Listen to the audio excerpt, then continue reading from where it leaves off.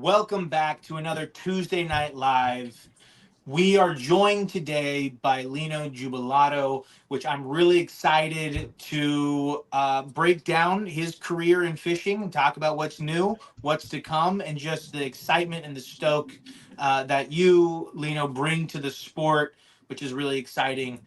But first and foremost, I would say is that Charlie is driving home, so he'll be joining us shortly. And then Jeff from Salty Bastards is going to hop on shortly to give us a rundown of the toy drive. There was a couple of issues with the permits for the venue. So there's going to be a venue change. So he's going to give us a rundown of that. But we're pretty excited to talk fishing. Luke, do you want to run us down the current events? So we do have the Salty Bastards / Waterman's Collective toy drive this Saturday. On Sunday, well, on Saturday and Sunday, if you're in that part of the world, Inland Empire, Moreno Valley, there's going to be an event where Tackle Meat will be participating. Bait Slingers will have a booth on Sunday as well. We'll do the Tackle Meat in Long Beach on Saturday, and then on Sunday we'll be doing the Tackle Meet Moreno Valley toy drive. So we'll have a little of both. And then if you're in that Santa Clarita area, the following week we'll be having a toy drive out there at Tackle Express. At the Bait Slingers booth, we're going to have the Viking heads available. We're going to have a new colorway, by the way. And then we're also going to be having. Do you want me to show it? Well, you don't have the Viking head colorway, but we do have some Fish RX colorways coming that will also be available through Bait Slingers. I got one of them right here. Sweet. You were doing pretty good on that color this We killed this past weekend, huh? Absolutely killed it. I was trying to be humbled. Yeah. And you got the other new color too, right? Yes, I have it poured. Did you want me to display it, or Yeah, do you want to just go ahead and show it. leave them Those will be in expense? There we go. Nice brown, black tail. You got that gold. While you guys are doing that, shout outs to Spotty Hunter. Thank you guys for hopping on. Izzy, Spotify. Thank you guys. David, Gus. Appreciate you guys hopping on this evening with us. So we'll have some new Zippo. stuff. And then Daniel, what are you gonna have? Because you're gonna be there on Saturday. You're gonna have a whole Fish RX booth set up. Absolutely. I am going to have everything, Luke. Honestly, I've been working Are you gonna have garments? That is still tentative. Questionable. I might have an open pre-order list, in all honesty. I refined the design a little bit last night, and I think I might have locked it in, which is solid. And then, just got to order stuff and go about that. So it might not be finished on the 6th, but potentially pre-orders, which is going to be fun. Yeah, Daniel hasn't shown the design yet, but I'm in love with it. I'm really stoked on it. I'm a little jealous of it. I love it. Yeah, so I'm excited. It's been quote unquote a year since I dropped my last, piece of clothing in a sense. But even that was kind of a rushed item. But so now that we've had time to work on it, smooth out the brand a little bit, we're going through, and I'm excited about it. But on top of that, we're going to have a smorgasbord of baits, everything from slugs to paddle tails to craws. And of course, we have the white monster. And then tomorrow, I'm going to be pouring up the good old iconic Arizona. Green Sea. Oh, yeah. You said iconic. I knew it was coming. You got some white monsters to show? No, they're all at I have the can. the inspiration. You have the can? But, for the most part, no. I don't have any in the shop. They're all at the house. They're all trimmed, packaged, put away for Saturday.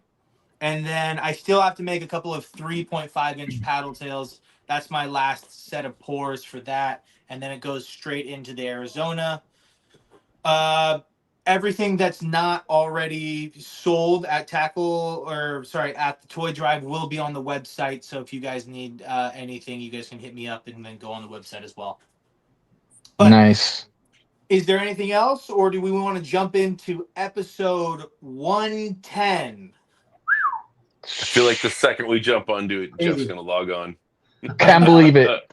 We're just gonna wait a couple more minutes because I think but anyway, Lino, do you have anything coming up this weekend?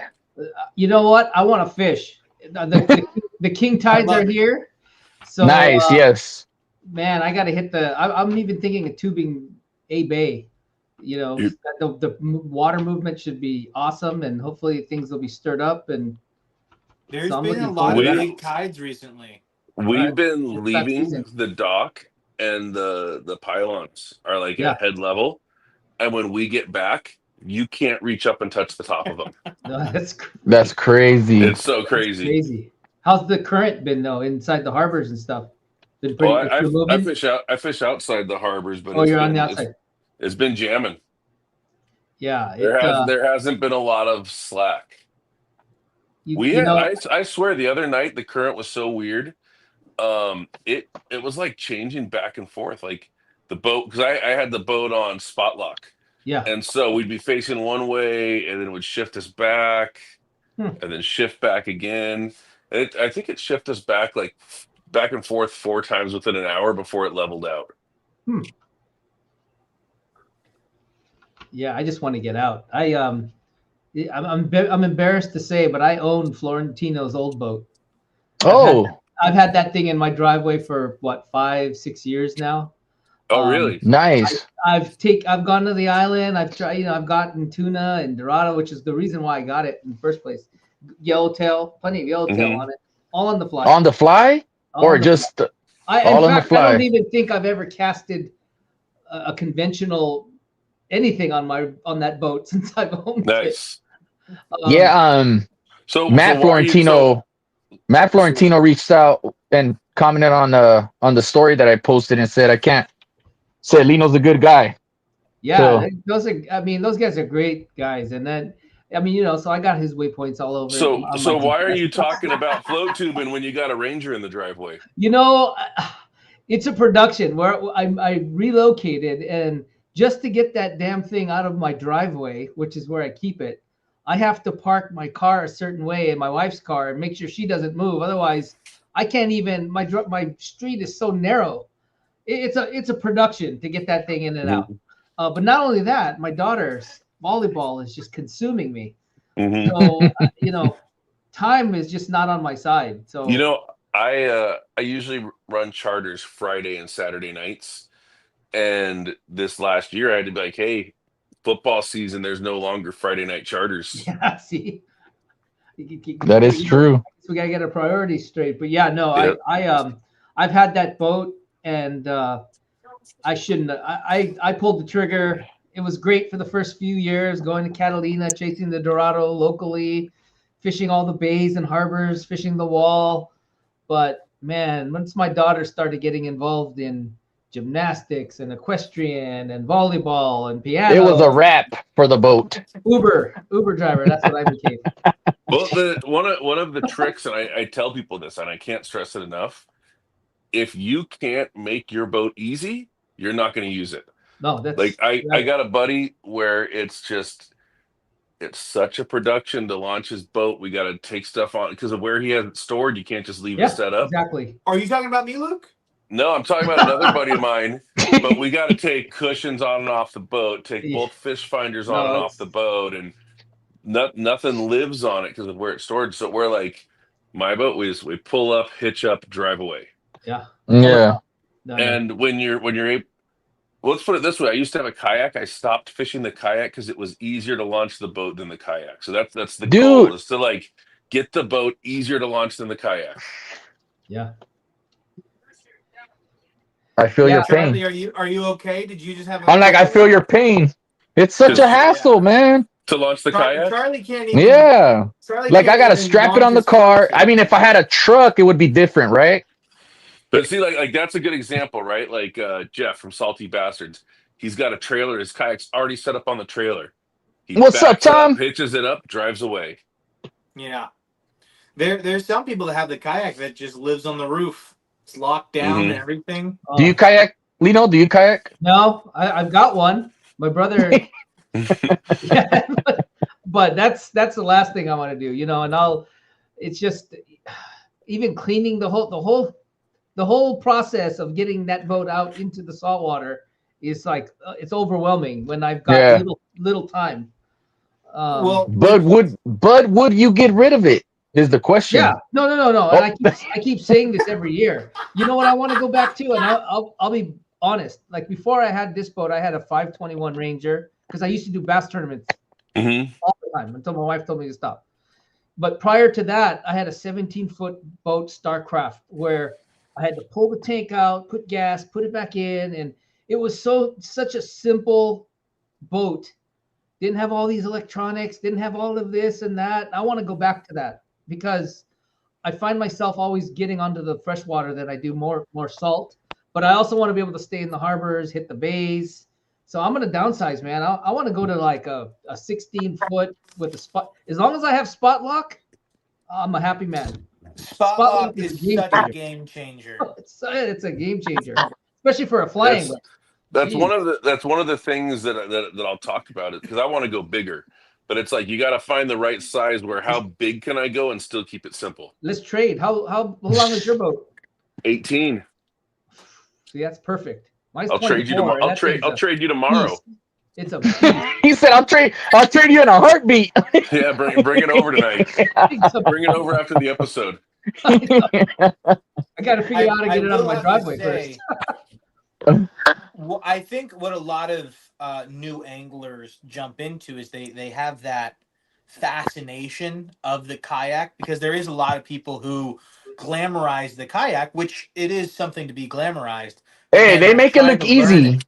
And make it look easy. Position yourself, right, Jeff? That is there is a learning curve there. But you make kayaks look easy. What look easy? I just kayak.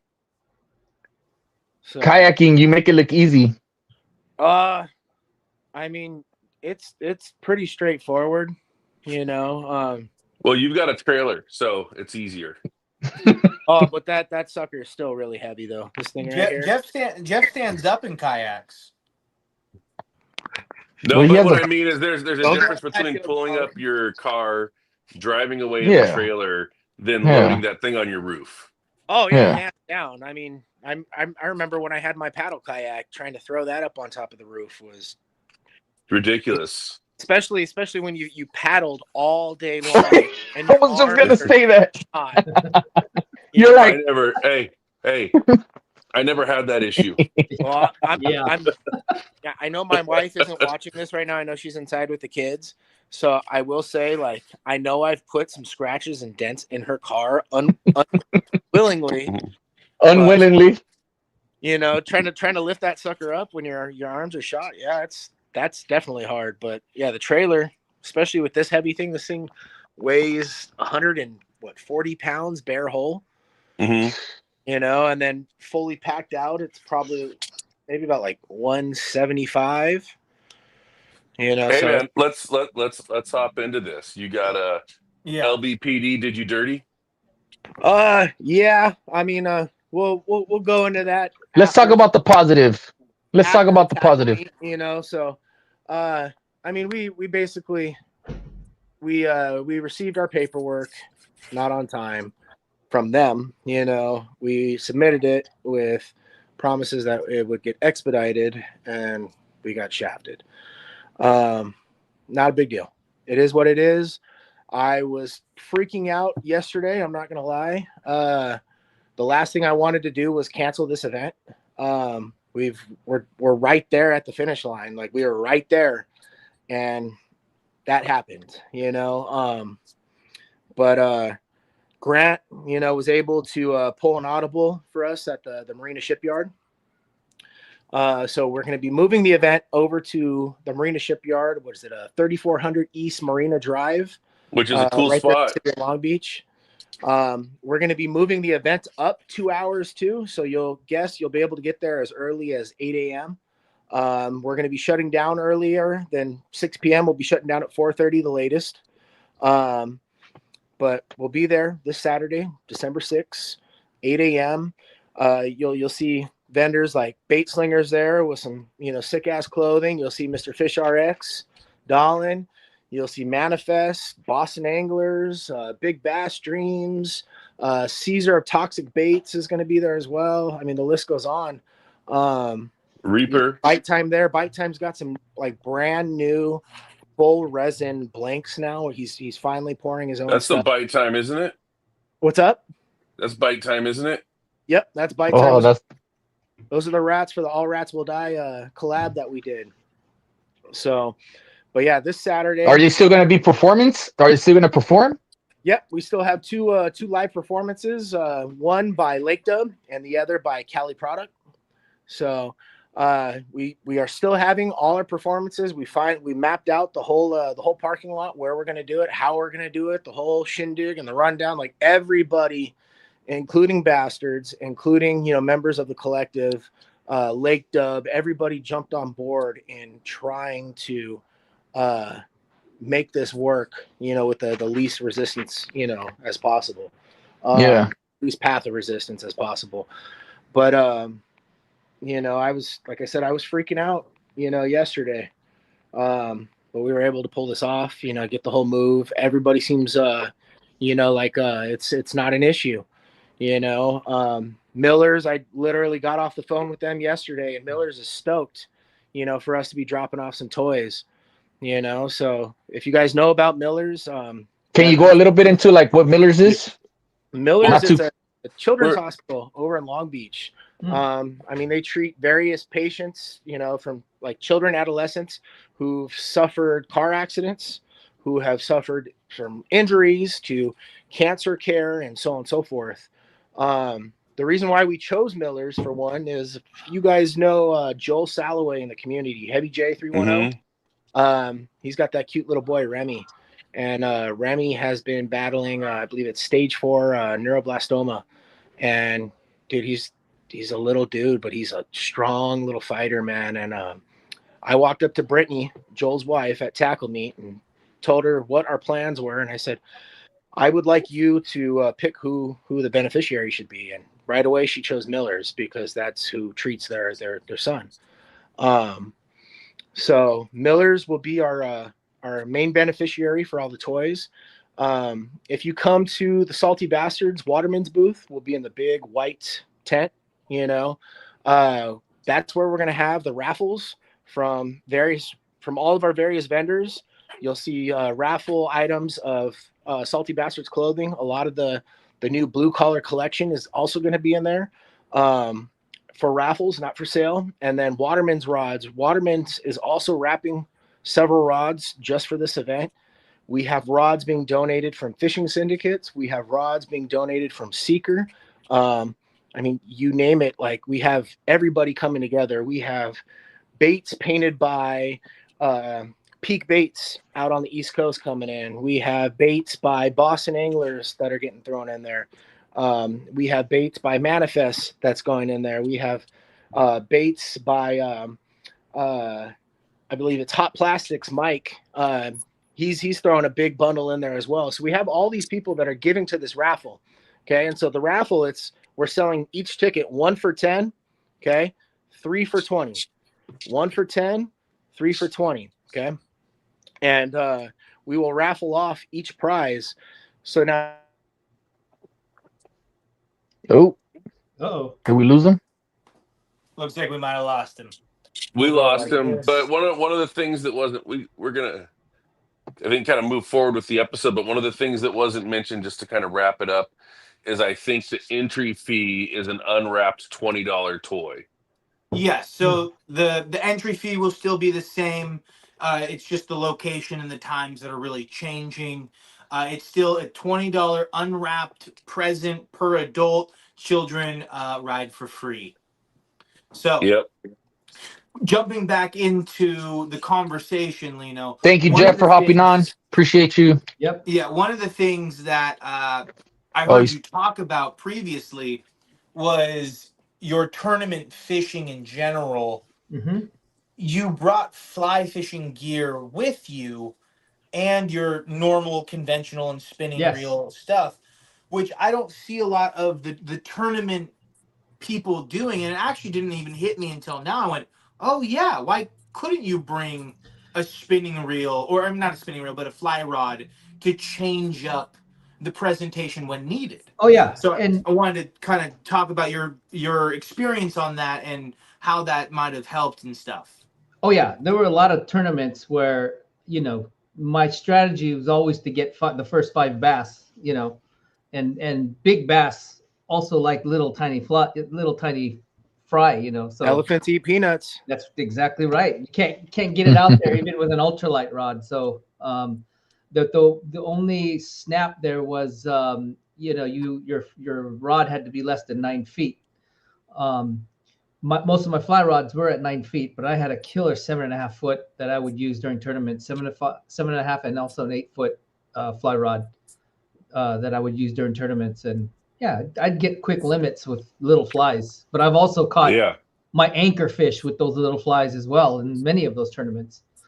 Funny. Now, you've also said this in the past where it was, if you were to pick up a conventional style rod and reel, it's much different and it has its advantages to the fly rod and presentation and all that stuff. Is there, I guess, a benefit in having that different presentation, or are people just succeeding so much with already the conventional stuff that they don't need to bring a fly rod? Or is that something that we might see in the future of competition? Can't hear. Yeah, there are a few guys out there man. that are actually tournament angling with fly rods. There's a guy, Ryan, up north, who's been winning tournaments against conventional guys with the fly rod.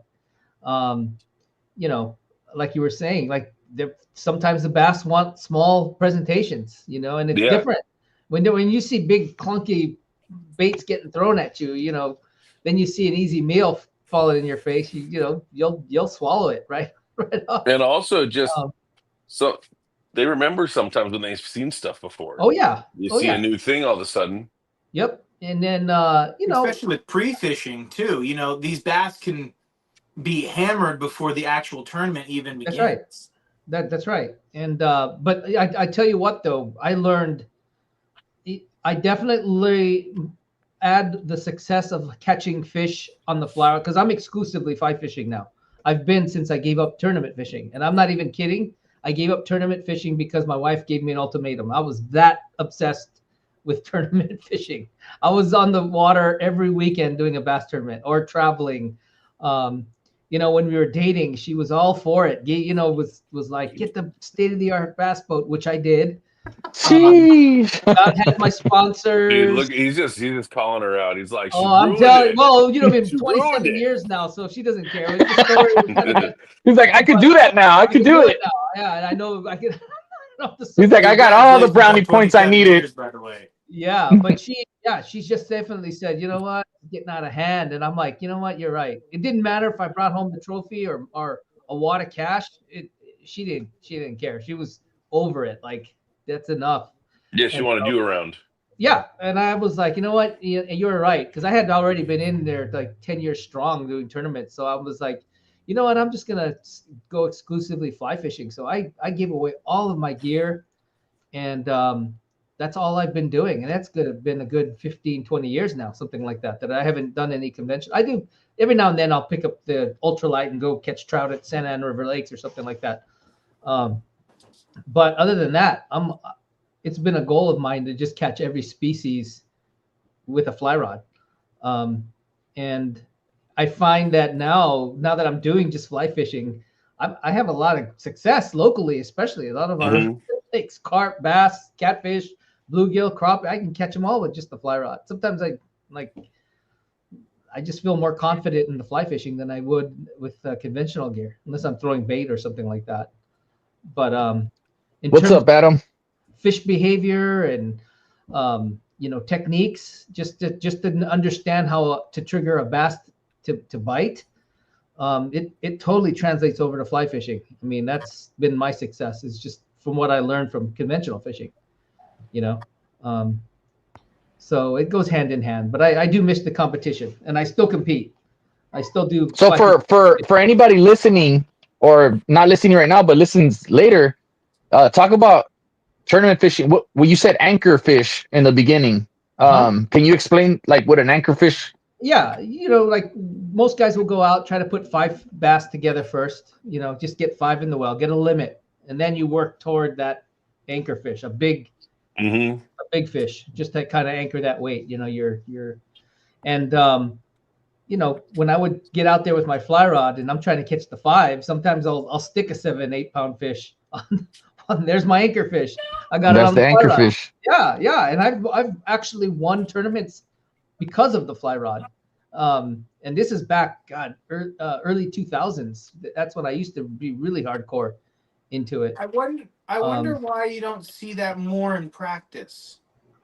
What I mean by in practice is just more boats, more professional anglers, more tournament anglers, potentially changing up. I'll tell you exactly why, because there's a learning curve.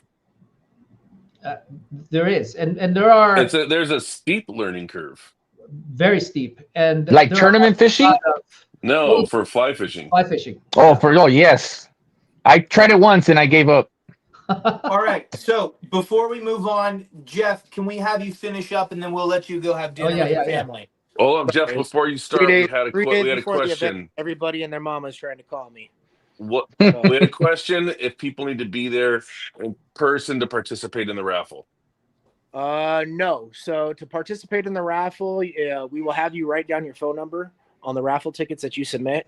If you are not there, we will call you and hold your prize for you. So can someone call up and order raffle tickets? No, you have to come. You actually have to come down to the event to purchase them. You just don't have to stay. Correct. You don't have to stay, but you do have to come in person and come to the event. So the whole purpose of this event is just not only just to come and invest in raffle tickets, it's to give toys for the kids. Thank you for elaborating on that. But finishing on the raffle, the proceeds of the raffle are going to Joel Salloway and his family, and also Peck Sue and his family. So 100% of the raffle proceeds are going to families in the community that are having a rough time right now, and that's the way it is community over competition. We got to come together. So pretty cool. I thank you guys for letting me take the time and coming back on. Jeff, thank you for hopping on, man. We can't wait to see you on Saturday. Finish off too, brother. I'm sorry to interrupt you, but you're good, man. Good stuff. God bless you guys, and I'll see you guys Saturday. Hey, we're gonna have a good weekend. All right, sounds good, fellas. We're gonna have a lot of fun. All righty, man. Thanks for hopping on. Later. Right, peace. Damn, Luke, should stay big screen. Big man. Hey, Mr. Dolan, how's it going? Oh, good. Lino, this is my dad. Sir? We were going through your credits. Mind you, we actually have notes. They're numbered 1 through 4, so we're getting there. I wanted to touch upon the guess which one of us 3 went to college. You have a master's, don't you? I don't know. I've got some. He's got a master's in Chat GPT right now, so researching is a lot of fun for him. But also me too. I talked to my my Chat GPT on whether or not the weather's good to go fishing and barometric pressure and all that stuff. You know, learning stuff. Figuring out I see where you get your stuff from. It's good because you can talk to it in the car, and then I know do further research on potentially whether or not it was right or wrong. So let's hop back into this. Back into fly fishing. We were talking about how there's a steep learning curve. What are you recommending for people who, because I'd say most people watching this channel probably haven't fly fished. What are you recommending for people that are like, man, I think that's interesting. I want to try it. Because I went about it the wrong way. I hopped into it and started fly fishing for calico at the break wall, which is probably the more complicated end of it, where you're actually hurting yourself. Or trying to teach someone how to fly fish in the surf. Now I'll never do that again, because that's the worst possible place to try to teach someone how to cast. And in the surf, when you have to deal with tides and turbulence, and I went out on the surf with Frank. Yeah. And I go, I never wear a basket. Like, I'm not wearing a basket. And he's like, listen, you need to wear a basket today. And he was right. He was absolutely right. But at that time, you already knew how to cast, right? You already knew how to cast already. Yeah, and I never use a basket. And so I was like, I'm not using that. I called it, I go, I'm not using that nerd basket. And he's like, you are today. Yeah, I went fishing with a buddy who said, I don't like to use a basket. And every time I turned over, he was doing this weird dance, and it was just trying to get the line out of his feet. Every wave that came, he was jumping around because it was tangled around his legs and his toes. And you need a basket when fishing the surf, but yes, you do. You know, I say that there's a steep learning curve, but honestly, most of the people I take fishing, some have never even touched a rod before, and it's sort of backwards because my goal is to get them on a fish to get them hooked. And then they learn how to fish. And that's the way it's been. Like I've taken so many people out that just have never fly fished, caught a carp, and then next thing you know, they're at Orvis picking up a combo, and then you know, so and then they're kind of learning how to cast after the fact. And yeah. But it's a pretty sweet way to kind of get folks addicted or get them into the sport, is getting them on a fish first. Once I teach them how to do a roll cast, and just to flop the fly out there, and of course using an indicator as my secret weapon, because you know it's not like using a really sensitive G Loomis rod or something where you could feel the most subtle bites with your fingertips. Yeah. In fly fishing, it's like mostly visual, and you know, bass, they hit so light. So how are you ever in the world? Do that. Just a little tiny, you're gonna miss a lot of strikes if you're not paying attention. So, but yeah, I fly fishing has been great. It's been there is a learning curve, but you can catch fish just as easy as with a spinning rod if you really put your mind to it. So yeah, but it's I don't know. I mean, I tried it in the salt, right? I tried it on the boat. Maybe it wasn't the best place to start, you know. The hardest and it was with a heavy rod. How many people on the boat with you? It was just me and Luke. It was just me and Luke, and I was like, but he's I was like 800 grain line. Yeah, okay. Well, I was like, even tougher. But I told him, I was like, oh, that looks really easy. He's like, dude, it's not easy. I'm like, let me see this, and I'm like, I could barely get like 20 feet past the boat. you need a 5-weight in your arsenal. In my arsenal. You need to start off with a 5-weight floating line. Oh yeah, I think 100 grain line. Yeah, 9-weight, 800 grain line with a heavy fly. Oh no, he was setting you up, bro. with a knuckle breaker on there. He's like, you're not gonna catch a fish, not on my boat. So, you know, one of the things that we love and is what's really up, Mike? close to Charlie and Luke ourselves is the urban. You got trout mate in the house. Yeah, well, we were actually talking about a little bit of the trout fishing scene and all that stuff while you guys were going, but I want to jump into the carp fishing angle of your career, and I know that's still ongoing, but I know you've been fishing the LA River for what over 40 years. I think you mentioned 40 years, easily 40 years, yeah. Which one of the things is I was like, how's the change? How's the scenery changed in the last 40 years? But also just talking about that urban style of fishing is something that's so near and dear to the LA fishing style, which is what we love. Think of fishing. Yeah, and I'm born and raised in LA. I mean, I'm privy to like Belvedere, Lincoln Park, all the East LA lakes. But the LA River, what's the biggest change is that it's now open to the public. Before I used to have to go through a fence to fish that thing. But you were sneaking in. Yeah, we're sneaking in, and my uncle would have this one spot where he had to park right where we could see the car, because if we couldn't see the car, we'd get broken into.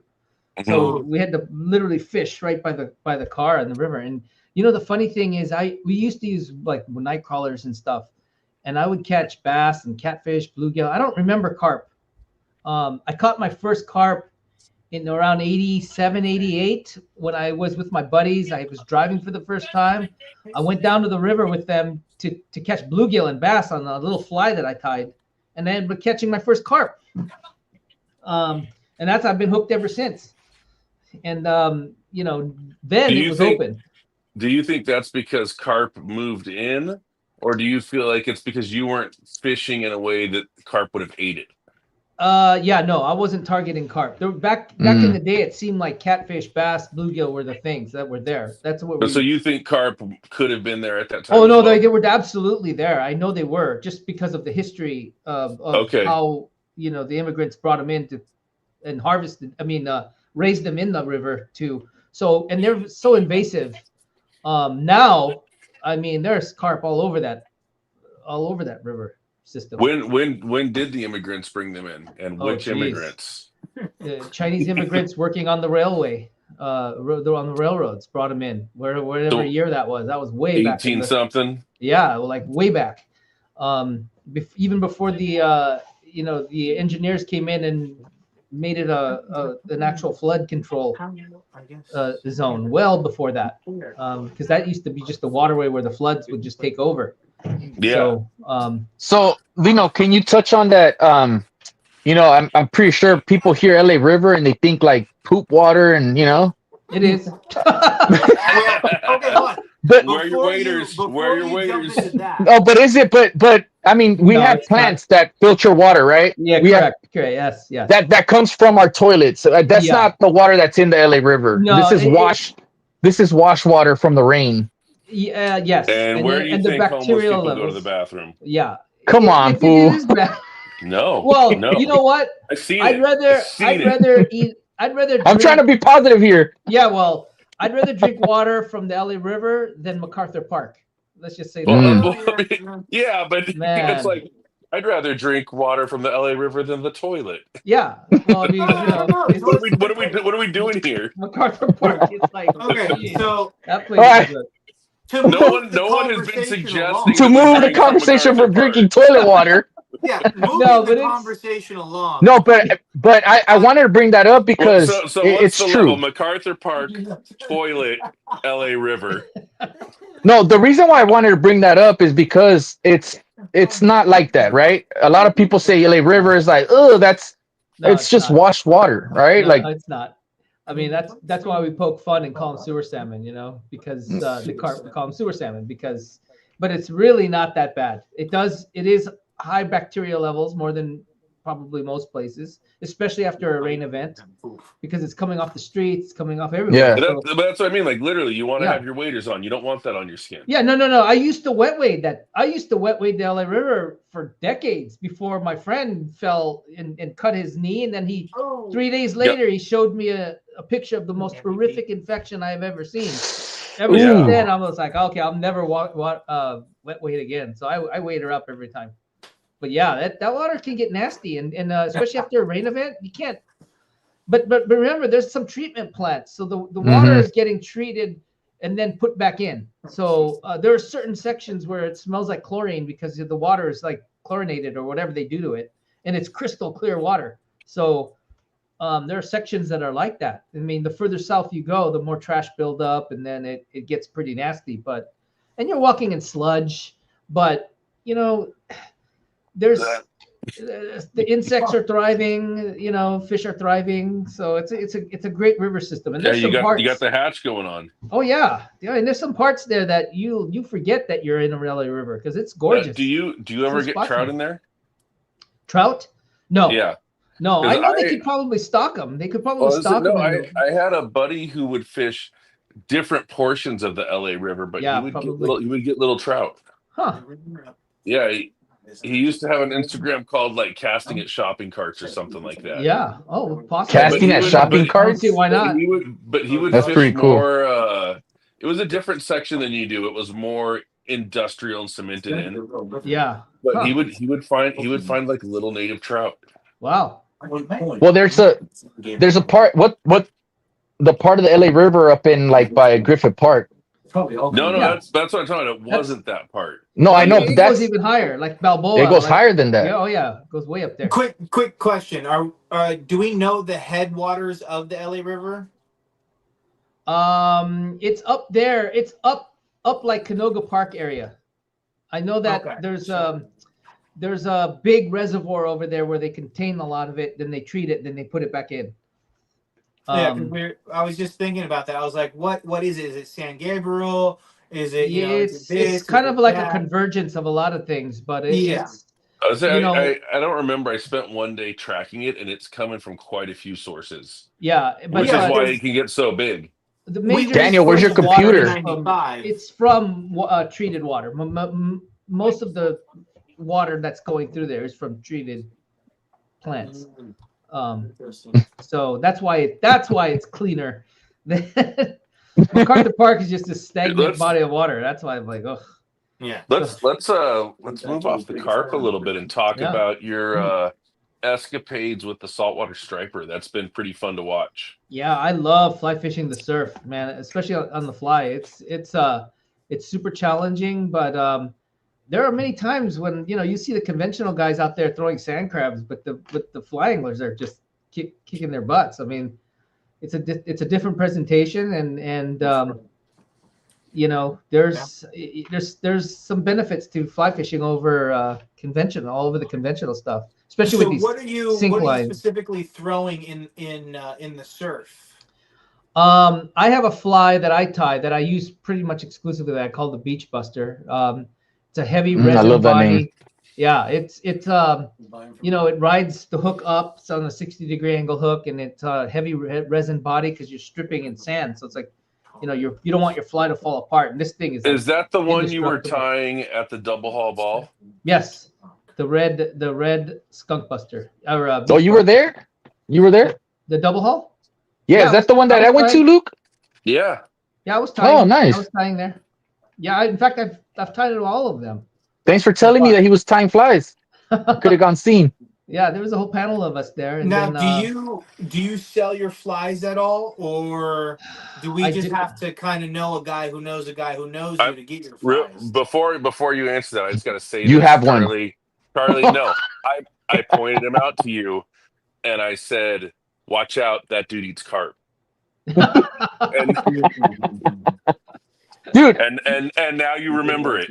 hold on. No, it's funny because even way before, well, not. I think before I started getting into like really, really fishing saltwater, my brother-in-law showed me a video. He's like, "Look, this dude's fishing," and it was you, Lino. Yeah. Showed me a YouTube video of you catching carp at the LA River, and like, I think you were filleting a carp. Yeah. Yeah. Yes. Yeah, that was just for TV. Just for Just for TV. What do we call it? Don't trust this dude. He eats carp. The mud Yeah. marlin in your gutter group. The mud marlin? The mud marlin. That's right. Trust me, it was just sewer for. salmon. It was just for show, guys. So Just yeah, for are you selling flies? Can people contact you? No, and you order know them? what? No, I've never. The only time that I have ever sold flies was for Orvis, Pasadena.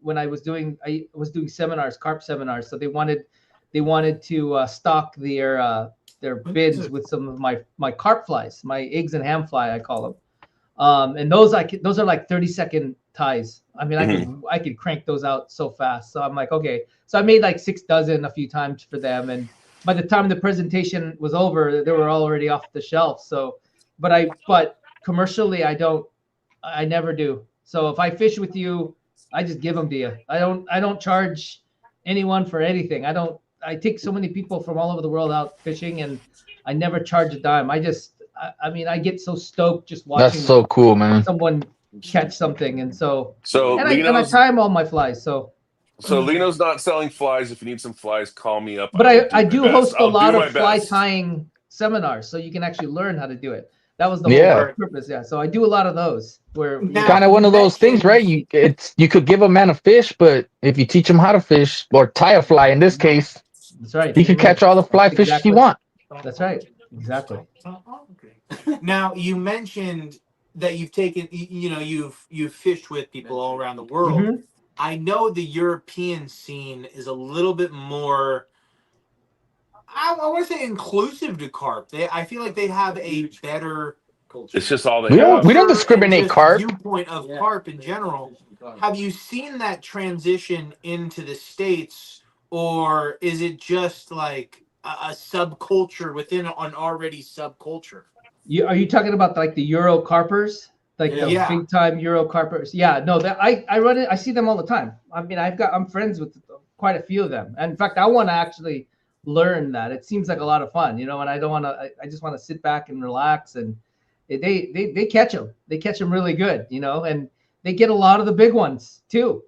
And up until this weekend, this past break that we just had, I finally got my 28-pound carp. That's the one I've been targeting for. And I caught it at Hollenbeck Park Lake, which is this little 28 pounds. 28 pounds on the fly. I don't want to brag, but that's bigger than our bluefin that we caught. Actually, we have 2 bluefin between us, a 12 and an 11. That's bigger than both the bluefin we caught together. How long did it take you to bring it in? The funny thing about carp is they make a big long run, and then after that they just sort of, and then when the bigger they are, the harder they are to kind of pull in. But they're pretty much giving up. But this carp gave me a run. This carp gave me a run, and I had to. And that's just a small lake, and I'm dealing with a fountain and an island, and just trying to. The thing about carp though, it's like you could use that reverse psychology. So it took off toward the fountain. So I had to run toward the fountain and pull.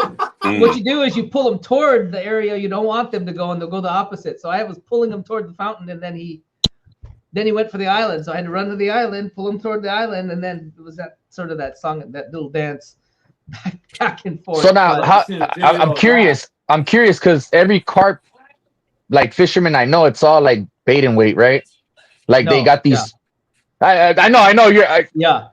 Explain your style of fishing carp, So carp, if it's fake, they're gonna spit it out, right? So for me, I have to use an indicator, because when I detect that little indicator move just ever so slightly, I swing for the fences. I always tell people swings are free. So when I see that indicator wobble, move, twitch, I swing, and you got to keep swinging, because those carp, just like bass.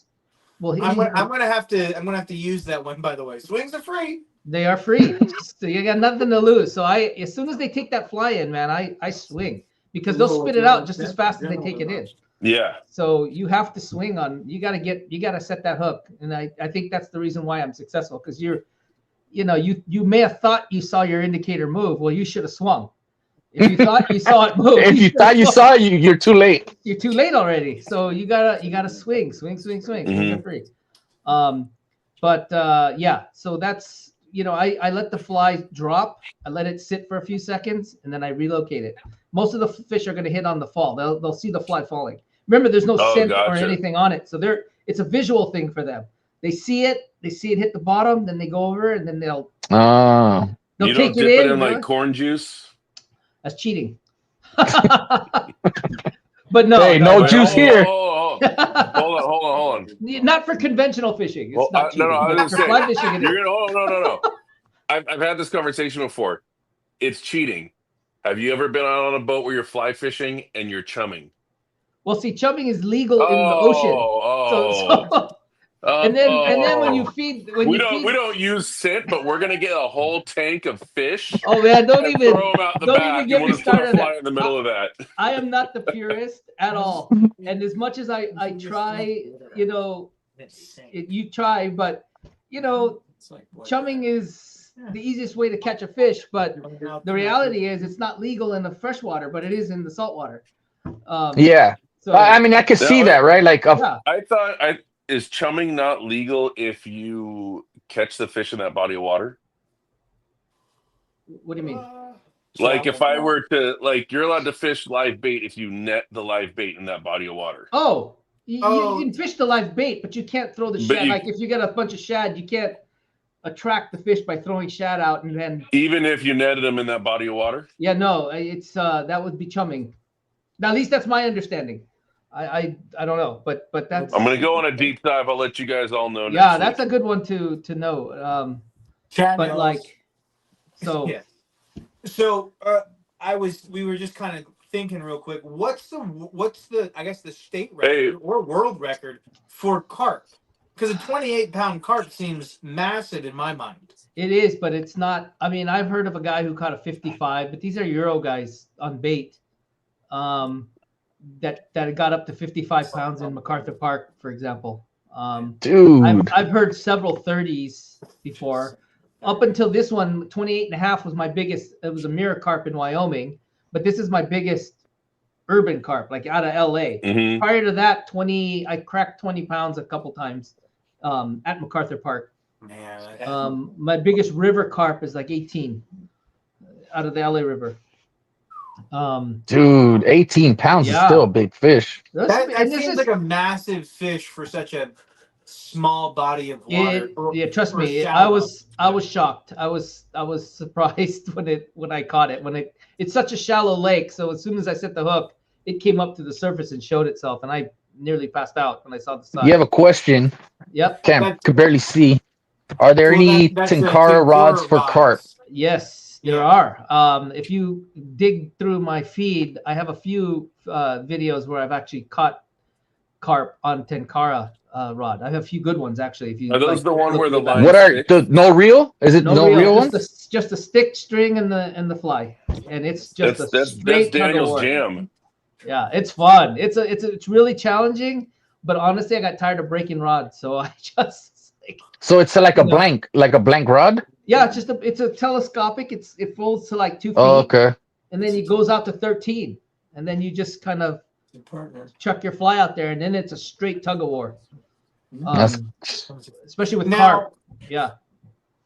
do you have to use? I feel like you would have to use a heavier line class when it's just, I guess, the rod and there's no real drag system to let them run.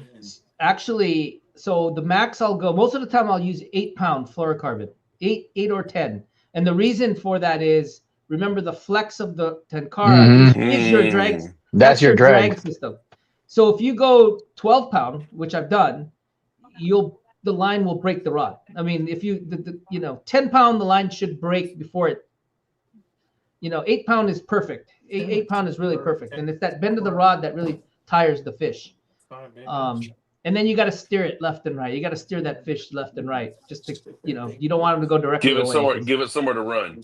Exactly. So that, and you can control it going left to right, but you can't control it when he goes out to the center of the lake. Mhm. And That so, makes sense. yeah. So you Unless can't you're in the you can't go river. calico fishing with a was just tankarō gonna rod. say- No, but Yeah, I've we caught can. calicos. I Let's wanted do to it. catch everything Nice. on the tankarō. I've caught calicos with it. I've actually caught corbina. I caught one corbina and then I stopped because I broke too many rods and too many leaders trying to catch it.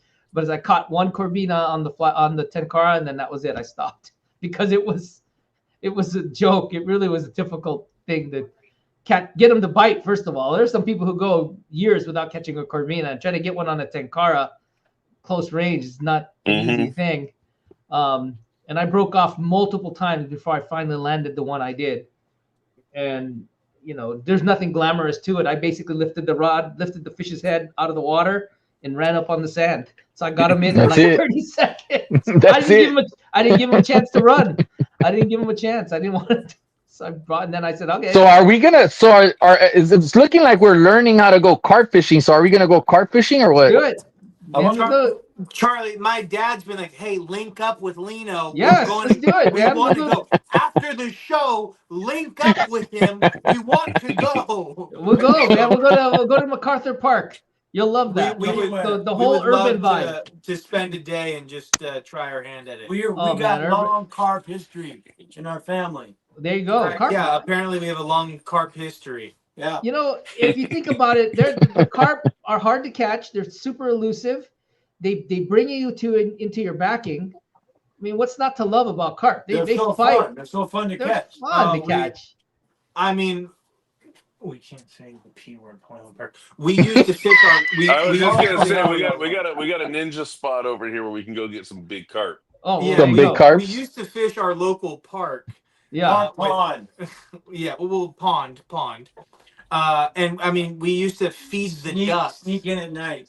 and we would see these little lips just take the Yeah. take the It- bread from Coopers. the water. Yeah. I've been there feeding the kids, and it's like sometimes not little lips. It's like I was just a sea monster. Oh Like yeah, I absolutely. just saw this much of just back. Like Yeah. not even the whole fish, just a section of his back. So What's Oh. funny is So the ducks interesting. will scatter because, hold on. like Luke's saying, these lips will just go, and it'll just be like this huge black hole of just water coming in. And So honestly, as a kid, you're like, "What was that?" And so then we. so how does started the carp handling, usually for eat? fun. I have an understanding that carp eat that they bottom feed, so they feed on top too. Oh yeah, they feed on top, Mhm. and that's called Yeah, that's called that's right. klooping. When you see them with their little lips up in the surface, kind of that's called klooping. Now MacArthur Park, I make a fly called the hunka hunka burning love, which is this big, looks like bread, and it floats on the surface.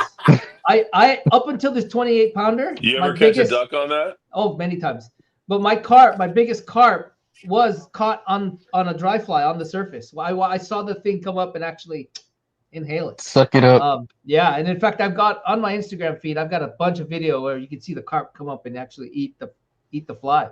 It's pretty awesome. Just check it out. That's so cool, man. I gotta go. Yeah. Yeah, hey, Mr. Darling, we gotta go out. Yeah, we'll I'm get out ready. there. We'll go to MacArthur. You'll have Let's a have a blast. party.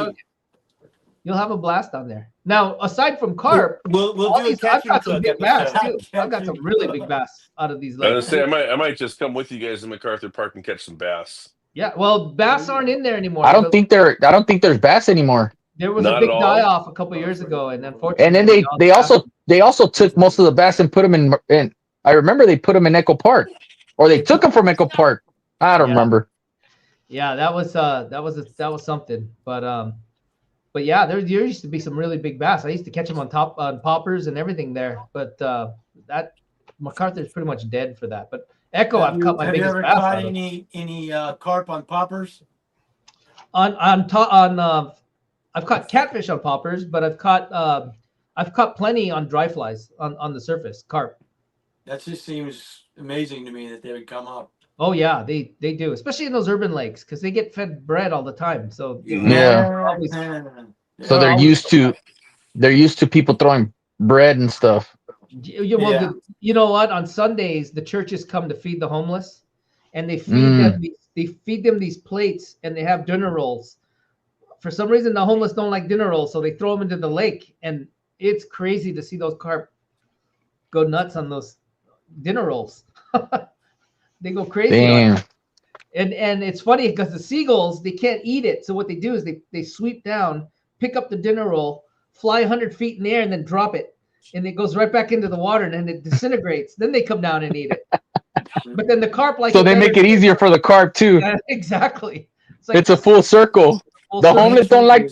Hey, the homeless don't like the rolls. Throw it in the water. The bird picks it up, throws it in the water, and breaks it down for the carp. That's right. Exactly Full right. circle. I wonder if there's to get rid of all the bones when you fillet a carp. Have them tell us. All right, so when you do fillet a carp, are there any specifics or special ways in the processing of a carp? Because you seem to have a lot of bones. First of all, I have only filleted one carp in my life, and that was for the show. and I totally screwed up because I filleted many fish in my life, but I didn't realize that the scales on that carp was like armor. Huge. Yeah, they're huge. You can't even pierce the scales with the knife, so I had to scale the damn thing first before I filleted it. So it was a learning curve for me, and I kind of hacked it up, but they were able to move the camera around to make it look like a decent cut. I can't believe you didn't have just store-bought fish off to the side, filleted it, pretended to cook it. That was a thought, but they wanted the whole experience. The whole experience. And the funny thing, I said, I told them one thing. I said, one thing I will not do is keep a big one. I will not fillet a big fish. It has to be a small carp. Mm-hmm. Yeah. Thank God I caught a small one because It's got to be a slot carp. Yeah, exactly. And luckily I caught a pretty small one. It was like 4 or 5 pounds, something like that. So it was perfect. You didn't want to keep a big one because it was going to be too much to eat. Yeah, I was like, I don't want to kill this big fish just for that. Absolutely. No, but it's. I mean, I'm pretty sure people do eat them. Oh, they do. You know? They totally do. Yeah, I'm pretty sure. I think the skin is what you're not supposed to eat. Yeah. Right. As long as you fillet it good, it should be all right. Yeah. I'm I've not condoning going out and catching carp at the LA River to eat. No, Charlie since eats carp. we're on the topic, I recently started following somebody on Instagram, and their story is I'm going to cook every fish in the world, and it's a fascinating journey of watching him cook these fish. Does it beautifully, by the way. Yeah. But it's fun to be like, yeah. Oh, I can't believe somebody eats that. Like, actually, there's a video of him eating a clownfish, and you're like, I don't think people. Where did you get that? Like a pet store? Pet store, probably. Is that the one that pours the oil over it? Yes, that guy. Oh, the Nemo one. Yeah, I saw that. Yeah, I saw that too. Charlie, we're on your favorite part of the show. But I recently followed him because we're coming to an end. And this is our time to talk about big fish. So we're gonna dive in and talk about your biggest fish caught on flies. So let's start with your carp. We talked about your carp, which is 28 pounds. Yeah, that's your biggest one. That's my biggest carp, urban carp. The other one I got was like 28.5, but it was in a reservoir in Wyoming where everything was 20 pounds, 20 plus pounds. Oh, okay. They're all big. What about your recent striper? The striper was one of the most incredible surf catches that I've ever had. Dude, that thing was huge. Yeah, I had a buddy of mine, and I thought initially that I was foul hooked to a guitar fish, but then I saw the fin. I'm like, oh no, it's a striper. Did you get a measure and a weight on it? I didn't get a measure or a weight on it, and had I caught that thing early or later in the session, I would have brought it home. But I just started, so I was like, I'm just gonna let it go. You don't want to drag that fish around. Yeah, I didn't want to drag it around. Dude, there's some guys with like the whole half of the fish out of their backpack. In their backpack? Yeah, that would have been. I was like, you know what? I want to keep on fishing. It was a really good day. What about your big leopard shark? Leopards too, man. Leopards are not easy to get legal, fair hook. They're not easy to do because dude, Luke catching leopard sharks on a nice hook set. Yeah, on the fly is pretty tough. And a majority of the fish that I've caught, the big ones, I've actually seen them eat my fly. Because that's so cool. Yeah, because I'm standing in the water tossing at them, so I could actually see Have you gotten a measure on your leopard shark? No, I've never. Can you even weigh a leopard shark? Probably could, but I don't measure or weigh. I've seen you catch some big ones. Yeah, they're a blast. They're a blast to go after and catch. What about green bass? You mean like largemouth and stuff? Like largemouth, yeah. Oh gosh, because of my history in fishing tournaments, I love catching largemouth on the fly. My biggest is 8 pounds out of Echo Park, actually. Jeez. Yeah, my buddy was in Mexico the week that I caught this last spring. I caught one that was close to 8, and he was in Mexico for a week, and his biggest was 6. And I was like, I was like 10 minutes from my house, and I'm catching almost 8 pounders, 9 pounders. Yeah, that's pretty good size for anyone, but on the fly, it's pretty special. It is, man. My goal is 10. I want to get a 10 pounder on, and nowadays, yeah, I've got an 11-inch game changer fly that looks like a trout. That I'm gonna. Those things have good action. Yeah. It's 11-inch stalker trout that I tie. I haven't actually fished it yet, but it's pretty nice, fun to tie. Brian's been bringing them out for calico. Oh, has he? Big ones, like 7-inch. I'd say more like 4. Oh, the little guys. Yeah. So it's a 7-inch jointed fly. Well, it it's depends on how big you make it, but he'll make a whole little group of them just for that trip. oh yeah. I've cut several on the Game Changer, but on the 11-inch I haven't tried. I've got one on a 7-inch Game Changer. It's jointed. It's like multiple. I think I have 8 joints on it on my Yeah, 11-inch. they swim real nice. Oh yeah, real nice. What about your corvina? Have you caught big corvina? I've cut big corbina. I want to say my biggest is probably in the 5-pound mark. Somewhere. So that's a big corvina, man. Yeah. Oh yeah, it's a big one. Are they? I know a lot of people fish them in I mean, I've never caught one on the surf. Never caught one on the surf. Yeah. I think I bycatched one like in the marina. Never on the surf though. Yeah. No, surf is the only place that I ever get them is on the surf. You know, that's I usually get them between June and September. Usually that's when I focus on them when they're coming up for those crabs. That's usually the time frame when I'm on the. What about calico? Calico bass, I got one that was close to 7 pounds at Palos Verdes off of Benny's boat. Off of Benny's boat. When I used to go all the time. Yeah, we're gonna have to have you back on specifically to talk about surf fishing because the last time I touched the sand was telling Charlie to go fill up a tank of sand so that for a display. That was the last time I touched sand. Wait, you didn't even touch? Oh, I mean, yeah. I was like, I'm the one that touched it. What are you talking about? This vast ocean to fish, and it's like in Costa Rica. I love surf fishing, but I don't know if it's just too cold for me here. I've also dialed in the harbors, but I gotta break out of my comfort zone and start. Oh, fishing it's a blast! Surf fishing is fun, man. It's a fun fishery. You can't yeah, it's hard to go like for Daniel. It's hard to go fish the surf when the marina is 1 minute from his door. Yeah, well, not even like seconds from his door. Yeah, 30 seconds. Yeah, see, literally from his balcony. Yeah, he could. Dude, that's your next video, Daniel. Spotty from the balcony. That's not possible. He's tried it before, bro. That's not possible. I would have to go talk to my neighbors, and then it might be possible. But yeah. Hey, Charlie, it's time.